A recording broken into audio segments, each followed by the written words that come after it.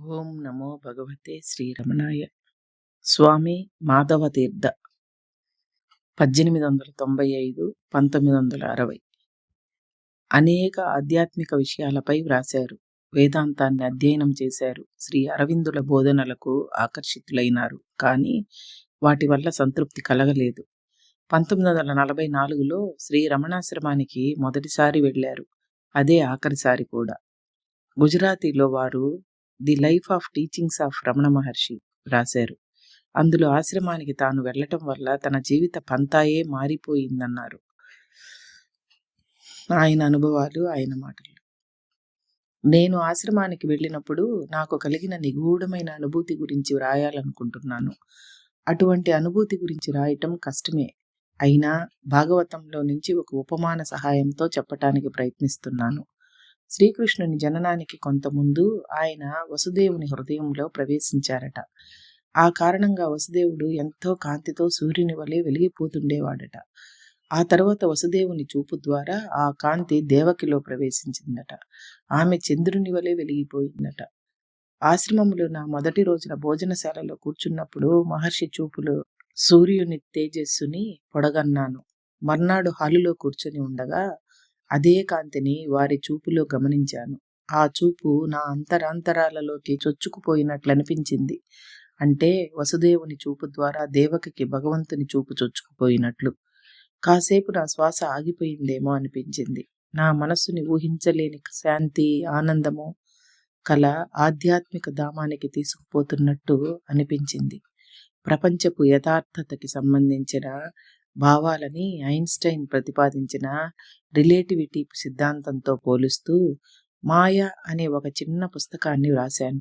నేను ఆశ్రమానికి వెళ్ళక పూర్వమే ఆ పుస్తకం ప్రతిని మహర్షికి పంపాను. ఆధునిక సిద్ధాంతమైన రిలేటివిటీ వంటి వాటిని కూడా తమ స్వానుభవంతో బేరీజు వేయగల సామర్థ్యం మహర్షికి కలదని గ్రహించి ఆశ్చర్యపోయాను. తమ సాన్నిధ్యంలో ఏమి జరిగినా శ్రీ భగవాన్ ఏమీ పట్టించుకునేవారు కారు. భక్తులు ఎప్పుడూ ఒకరి తరువాత ఒకరు వస్తూ వారికి సాష్టాంగ నమస్కారం చేస్తూ పోతుండేవారు. వారి పట్ల మహర్షి వైఖరిని చూస్తే అంతా ఒక్కటే అనే భావం వారికి ఉందనిపించింది. ఈ అభిన్న భావమే ఆగంతుకుల హృదయాలని ఆకట్టుకునేది.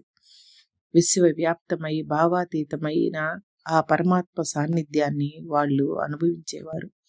ఆ మహర్షి ఈ విధంగా ఆత్మశక్తిని ప్రసరింపచేస్తున్నారని గ్రహించాను. వారి సన్నిధిలో ఉండగా వారు విరజిమ్మే ఆ అనుగ్రహ శక్తిని నేనెట్లా అందుకోగలనని వారిని అడుగుదామని నిర్ణయించుకున్నాను. వారు చెప్పినది, హాలులో కూర్చున్నప్పుడు నిశ్చలంగా ఉంటే ఆ శక్తిని అందుకోగలవు. అన్ని సాధనలను విడిచిపెట్టేయటమే ధ్యేయం. మనస్సు నిశ్చలమైతేనే ఆత్మశక్తి అనుభవం అవుతుంది. ఆత్మతరంగాలు అనుభవం అవుతాయి. అవి ఎల్లడలా వ్యాపించే ఉన్నాయి. మనస్సు శాంతంగా ఉంటే వాటిని అందుకోవచ్చు.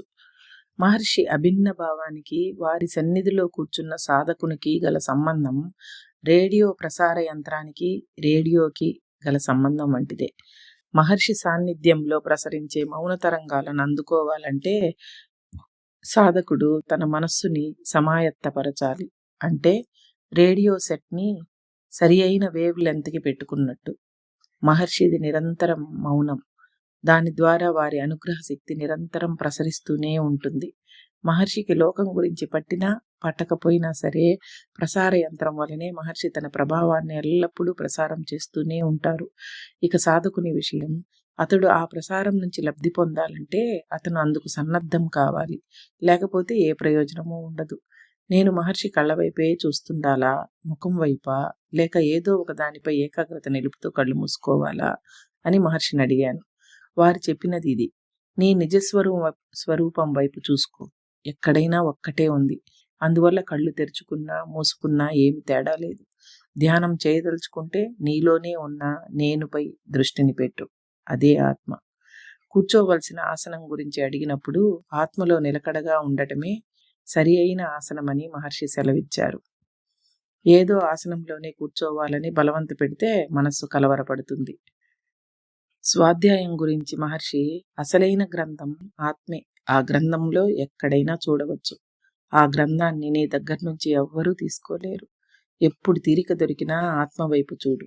ఆ తర్వాత ఏది కావాలంటే దానిని చదువుకోవచ్చు. అలసట, భయం, ఆందోళనల గురించి అడిగితే మహర్షి, సమస్య ఎవరికి ఉదయిస్తుందో అన్వేషించు. ఈ విచారణ చేస్తే ఇవన్నీ మాయమైపోతాయి. ఆత్మ వైపే మనస్సుని ఉంచితే భయము, ఆందోళన పోతాయి అన్నారు. అహంకారమే అన్ని భావాలకు మూలం. ఆ మూలాన్ని ఛేదిస్తే కొమ్మలు, ఆకులు ఎండిపోతాయి. ఎవరిని నేను అన్న ప్రశ్నను మనస్సుకి కలిగించిన తర్వాత మూల వృత్తి అయిన అహం కోసం చిత్తశుద్ధితో తెరపి లేకుండా ఇతర ఆలోచనలను రానియకుండా ప్రయత్నించాలి. ఏ సాధనలోనైనా మనస్సుని ప్రశాంతంగా ఉంచాలి. పైగా అనుభవానికి కేవలం బుద్ధి మీదే ఆధారపడకూడదు. నిరంతరం శ్రమతో సత్ఫలితాలు తప్పకుండా కలుగుతాయన్న దృఢ విశ్వాసాన్ని బుద్ధికి జోడించాలి అని మహర్షి నాకు చెప్పారు.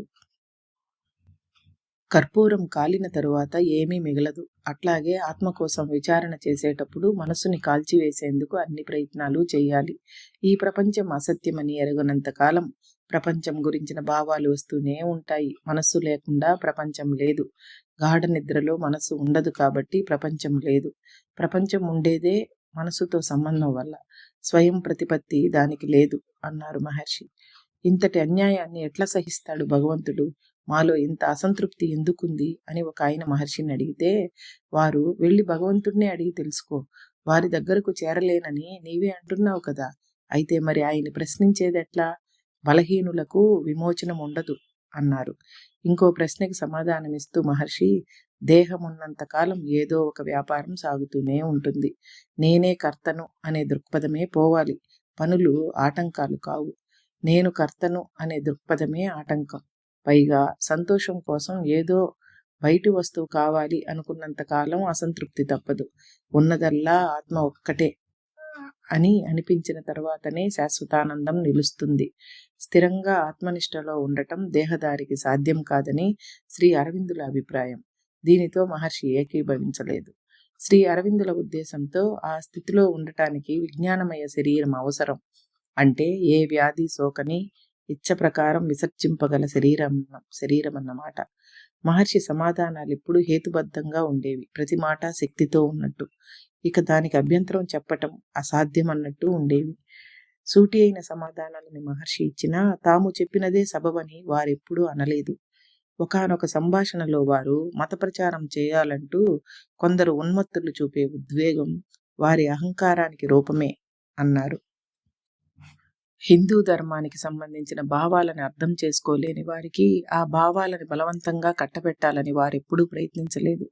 సలహా కోసం క్రిస్టియన్లు కానీ ముస్లింలు కానీ వస్తే వాళ్ళకి వాళ్ళ మతంలోని నిగూఢమైన బోధనలనే వివరించి చెప్పి వారు ఎంచుకున్న దైవంతో ఐక్యం పొందటానికి కృషి చేయమనేవారు. మహర్షి తమ దేహాన్ని ఆరాధించడాన్ని ఎప్పుడూ ప్రోత్సహించేవారు కాదు. ఎవరైనా పూలమాలలు వేయబోయినా, పూజ చేయబూనినా వారించేవారు. నిజాయితీ పరుడైన సాధకుని సందేహాలను తీర్చడానికి మాట్లాడినా, పరిపూర్ణ మౌనంగా ఆసీనులైనా ఏదో నూతన వికాసం కలిగేది. ఒక కొత్త అవగాహనో, ఒక్కోసారి స్ఫూర్తివంతమైన ఆధ్యాత్మిక దృక్పథమైనా కలిగేది. అద్వైతం బోధించే దేశ కాలాతీతమైన విశ్వమయమైన ఏకాత్మని మహర్షి మూర్తిమంతం చేశారు. ఆధ్యాత్మిక విశ్వవిద్యాలయం తమలో ప్రతిబింబింపచేశారు మహర్షి. హరే రమణ.